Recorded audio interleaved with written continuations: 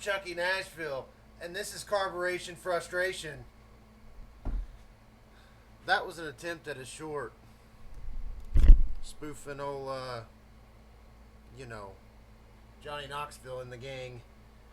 But, hi, I'm Chuck. This is Up Chuck Chops. Thanks for joining me. Today, we're going to try and finish this bank. Complete finishing. All I have left is the carb sink screws, and I have a feeling it's going to be a battle.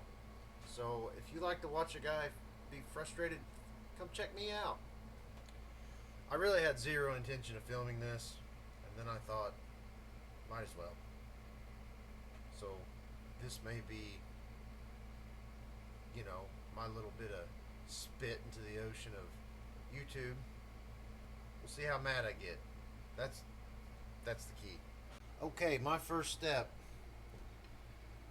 is to get these throttles open to full open. And my sick love of zip ties. It's holding them open. Next step, remove the nut.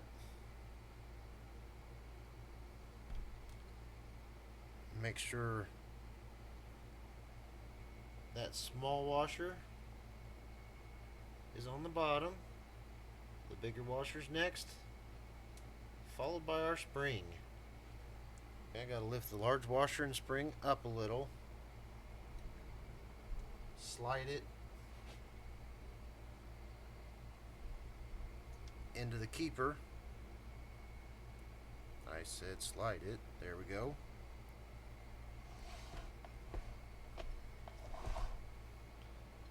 Well, there we go. It says bring throttle 1's threaded tab down over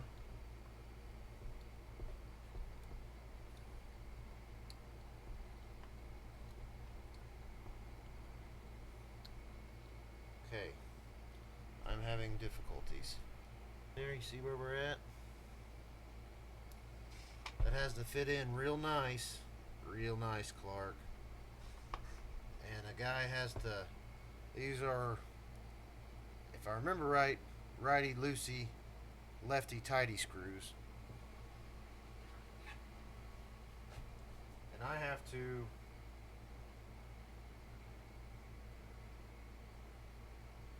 unscrew it into this tab. From what I read, it is very important not to cross thread these.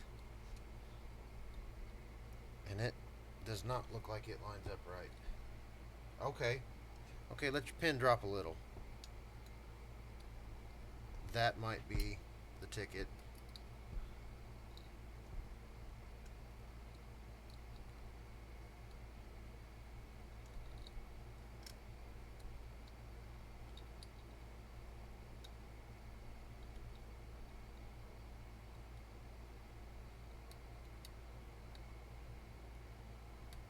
Very gently.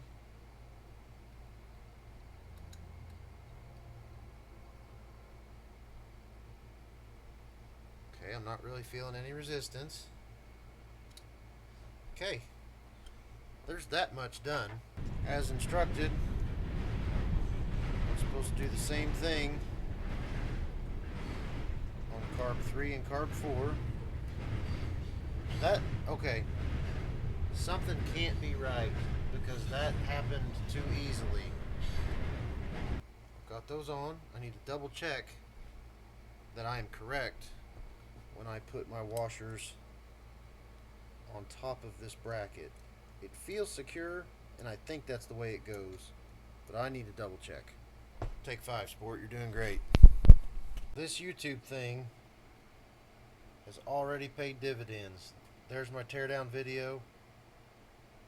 There's the sink screw, the nut, and the 2 washers.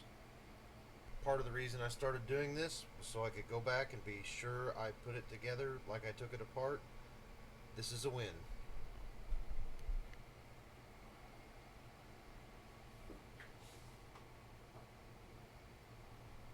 So I need to get these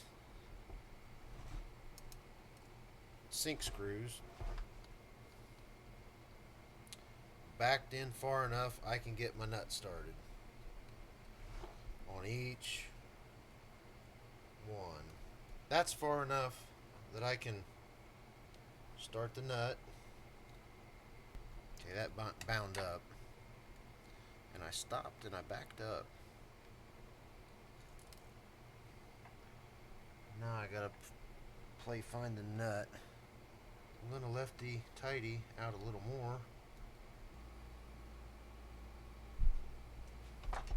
Okay, so carb 4 to 3 and 3 to 2 slid right on, no problemo. I think I just got one fighting me a little bit.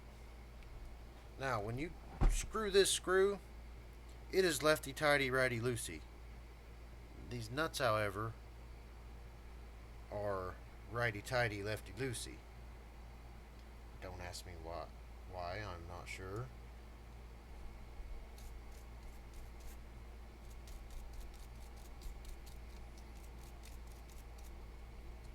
I guess it just had a little crud on it. Looky there. And this, folks, is why I am a pack rat. My instructions tell me to install a 1-inch throttle spring between carbs 3 and 4 and 1 and 2 tucked back in there. I'd forgotten about those. But since I have a bag labeled carb 3 and carb 4,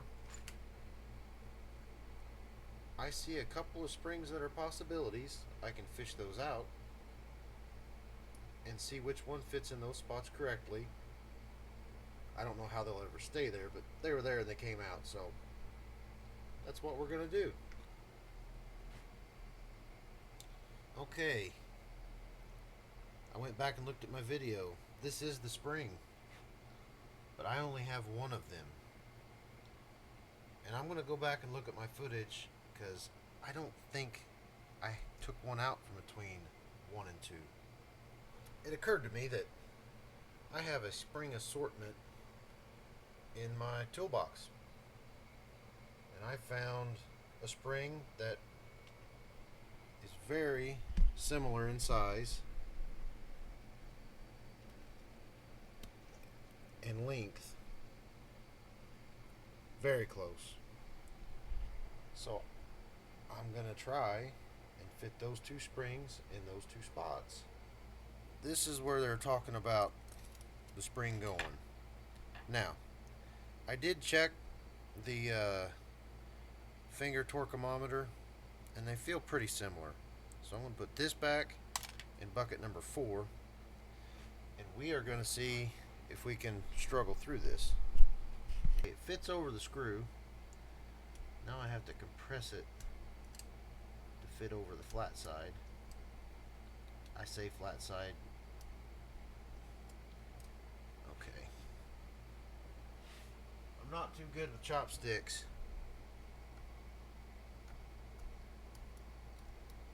Oh, almost.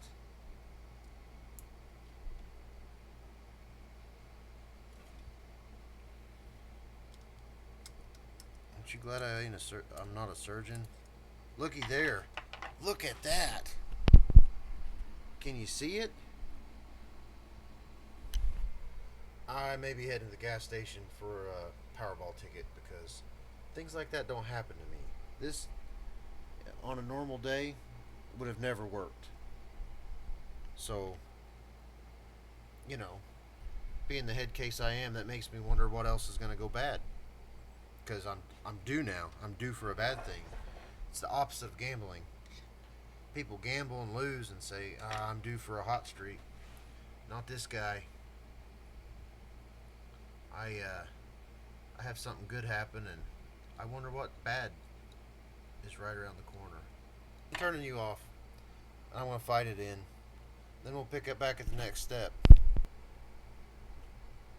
Well, wouldn't you know it?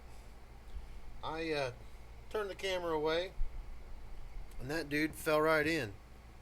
It was almost as easy as old Garage to Trails revivals. He just bangs them out, no problem. So I am tickled. It looks like my springs fit. By the way, if you like dirt bikes, especially vintage dirt bikes, check out Garage to Trail. He works on some neat ones, and he can flat ride. Does stuff that I'd be scared to even when I was younger and dumber. Next step is to bench sink these carbs. And you see how these are all kind of willy-nilly from each other, and the butterflies aren't just so. Everything runs off carb number 2. So we need to eyeball 1, 3, and 4 to number 2. Number 2 does not adjust. I'm probably just going to tell you what I'm going to do in my instructions. It mentions a Motion Pro Sync tool. Claims you can hold this nut and twist at the same time, but like that fella on Instagram where he shows you a hack and then he goes. That's kind of what I'm doing here with this. Maybe I'll learn wronger, or maybe I'll learn different, but okay, I am lefty loosening.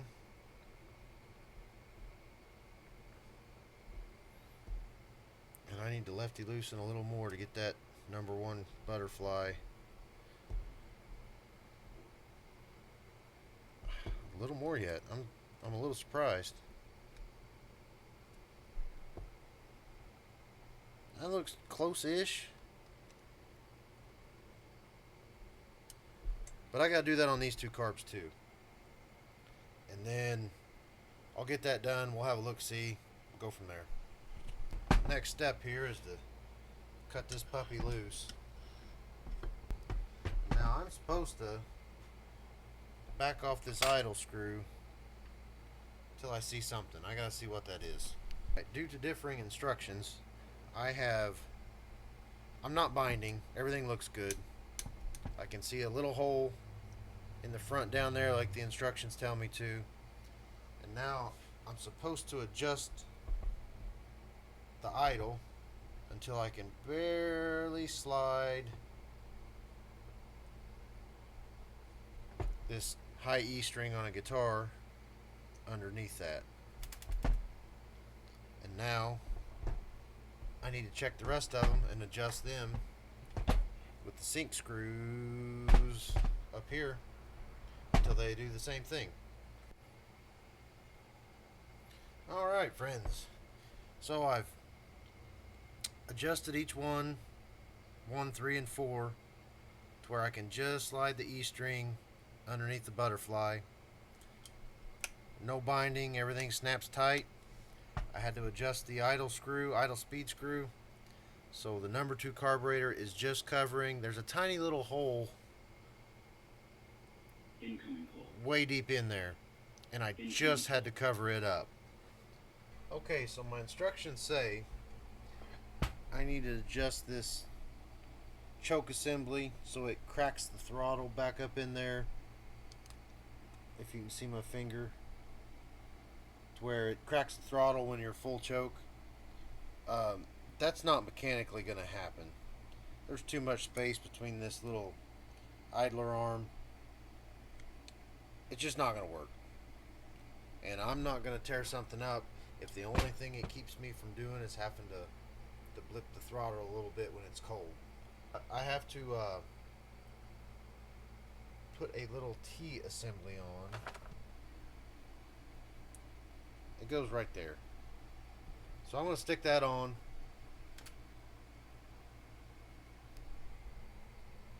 And then we're rebuilt as good as I can do it.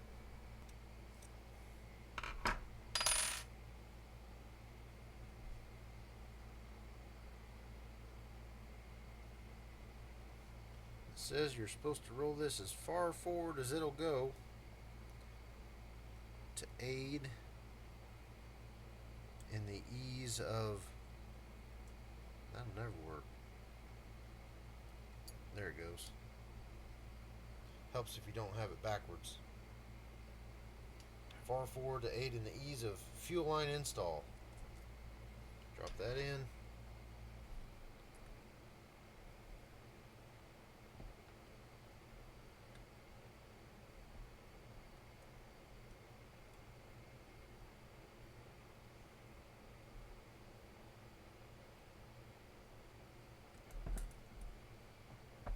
There it is. Okay, folks. CB900 carb rebuild, breakdown, put back together, whatever you want to call it. That's as good as I can do with my skill set and the information I have. So it'll either run or it won't. If you've watched this far, thanks for watching. If you have any helpful tips or tricks, do me a favor, leave a comment below.